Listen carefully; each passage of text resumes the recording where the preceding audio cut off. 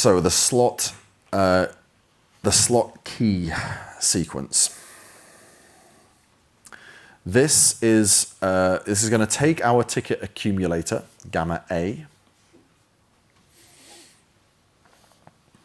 and potentially turn it into a new slot key sequence.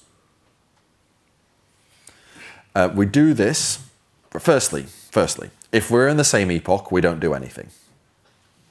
That's the middle line there. So, old slot key sequence equals, new slot key sequence is the same as the old slot key sequence as long as the epoch is unchanged. If the epoch has changed, then we have to do one of two things. We either have to take our ticket accumulator and put it into use it as the slot key sequence, or we have to create a fallback from our validator keys. Yeah? These are the two possibilities for our slot key sequence.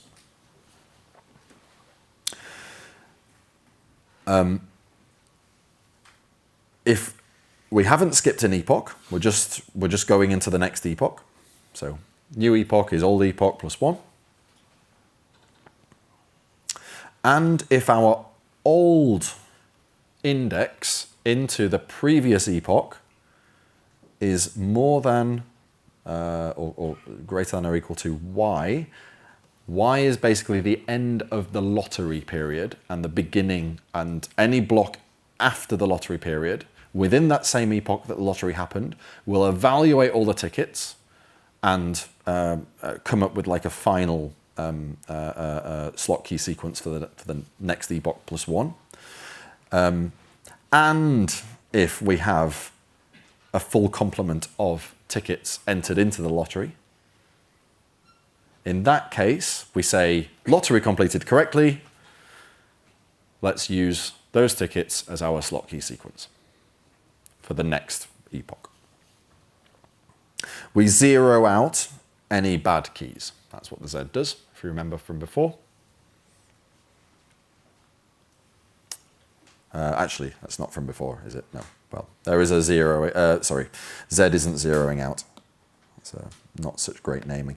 Z is the outside-in transformation. Basically, what Z does is it takes the sequence of tickets, and instead of just having them be ordered from the best score to the worst score, we reorder them, and we kind of take the best one, and then the best score of the best 600, and the worst score of the best 600, and they go together. They're sort of paired up, and then the next best score of the first 600, and the next worst score of the first 600, and they get paired up. And basically, we end up building pairs of bests and worsts, and order them in that way.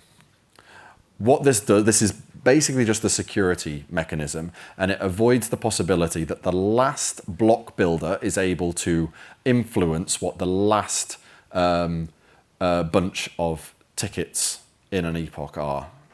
Yeah, because they could theoretically take their last, take a bunch of tickets of validators that maybe they know, and then see that they are gonna probably beat the last tickets that have been thus far submitted, and then put them all in the final block if they happen to have the final block of the previous epoch. And by this potentially allows an attack. And so what we do is we just say, well, we're just going to reorder them in such a way that they would never possibly be able to predict the outcome of this order, given that they don't know. They will not be able to affect the outcome of this order, given that the best tickets will actually be mixed up with the worst of the 600. We can only expect them realistically to be able to alter what the order of the worst of the 600 are, not what the order of the best are, because obviously you have to be very lucky to be in the best of the 600. Right, so that's the Z. It does this outside-in sequencing, and we take our accumulator, we put it through the Z function, and that becomes our slot key sequence. If, for whatever reason, we didn't complete the lottery correctly, if this expression isn't, if this expression isn't true and this expression isn't true, then we need fallback keys. And that's what this f function does. For this, we use eta prime 2 and kappa prime. And let's have a look at let's see what it looks like. So eta prime 2 is our hash, that's our entropy. Kappa prime are our validator keys. That's this sequence of keys here. And from this, we build 600 Bandersnatch keys, a sequence of 600 Bandersnatch keys, one for each block in the next epoch. It's actually the next epoch, but one. We call our random entropy R, we call our keys K, and we're basically just using a hash function. We're using the first 4 bytes of the output of our hash function, decoding it as an integer, and indexing into our keys using a modulo. And into the hash function goes our entropy concatenated with I, the index, somewhere between 0 and 599 inclusive.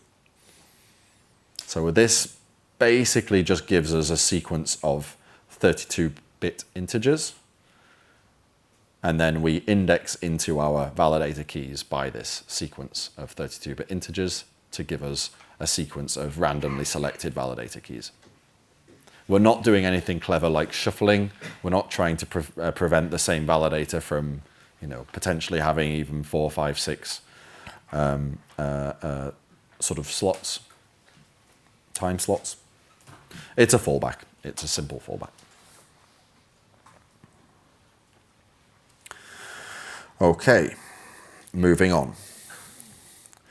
The